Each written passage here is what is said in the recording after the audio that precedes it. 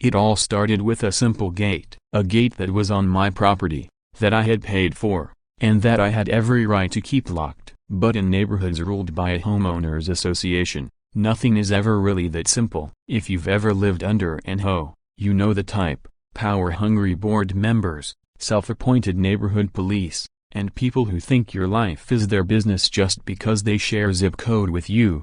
When I first moved into this neighborhood, I was hopeful. The area was quiet, the houses well kept, and the streets safe. The HOA boasted about how they protected property values and ensured harmony.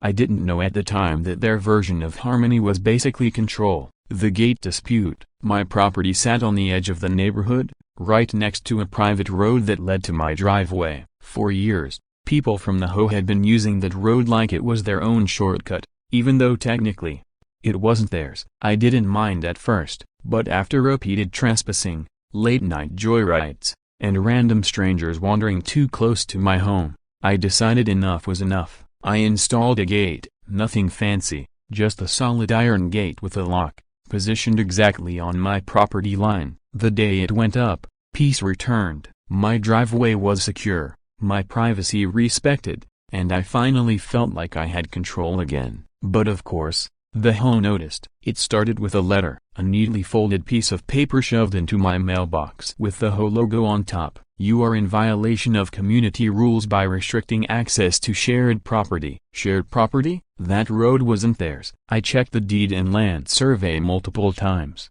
It was private and mine. Still, they insisted I had to unlock the gate because residents were complaining. I ignored the letter. Then came another one, this time, more aggressive. Failure to comply will result in fines and legal action. That's when I realized this wasn't just about a gate, this was about power. They didn't like that I had control over something they thought belonged to them. Escalation. Within weeks, HOA board members were knocking on my door, demanding I remove the lock. One even threatened to cut the gate open with bolt cutters. I reminded them trespassing on my property would land them in court, but that didn't stop the harassment. Neighbors started whispering, too. I'd overhear things like, "Why won't he just unlock it?"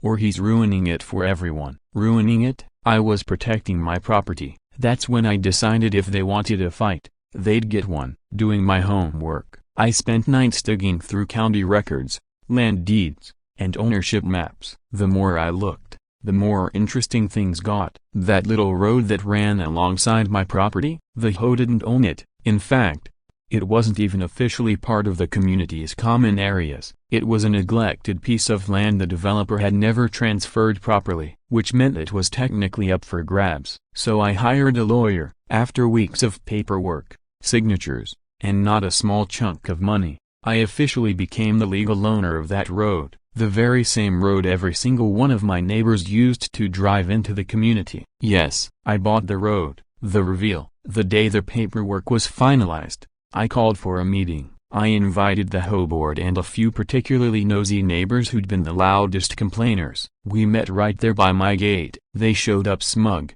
probably thinking I'd finally caved. One of them, the HOA president, said, "It's about time you opened that gate. The community has suffered long enough." I smiled, pulled out the fresh deed from my folder, and handed it to him. "Actually," I said, "I now own this road, every inch of it." The look on his face was priceless. His smug grin melted into confusion, then horror as he read the document. He stammered something about how this wasn't possible, but the legal stamp and signature said otherwise. "You can't do this," another board member said. "Oh, but I can," I replied. "And since it's mine, the gate stays locked." The silence that followed was golden. The fallout. Word spread fast. Within days, everyone in the neighborhood knew. People panicked. They realized that if I wanted to, I could technically block access completely. Cars, delivery trucks, even emergency vehicles, all of it depended on my permission. Suddenly,